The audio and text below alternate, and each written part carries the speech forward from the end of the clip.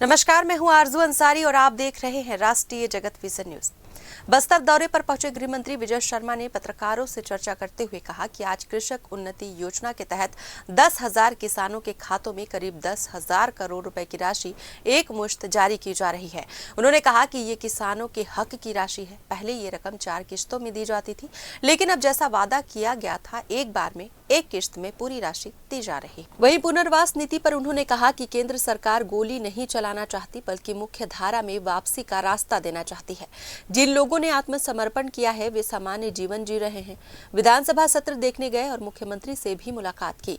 उन्होंने बस्तर के लोगों से अपील की है कि नक्सल संगठन अब पहले जैसा नहीं रहा, इसलिए जो भी भटके हुए हैं वो पुनर्वास नीति से जुड़कर विकास की राह चुने।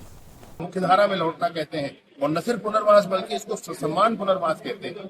आप आकर भी आप हथियार छोड़ें और आकर भी आप अपनी विचारधारा के अनुरूप जनता का सेवा करना चाहते हैं, जनता की आवाज बनना चाहते हैं, बने। उसमें किसी को कोई संशय नहीं है, किसी को कोई गुरेज नहीं है, परहेज नहीं है। मसला ये है, हथियार लेकर आप हमारे शिक्षा दूतों की हत्या करेंगे, ये सहन नहीं होगा।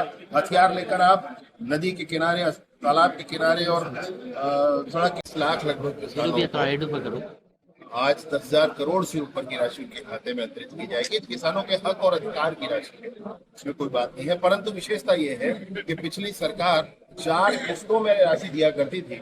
उन किस्तों पर ठिकाना नहीं रहता था, कब की राशि कब आ रही है, कितनी आ रही, कहाँ आ रही है, किसी को पता नहीं होता था।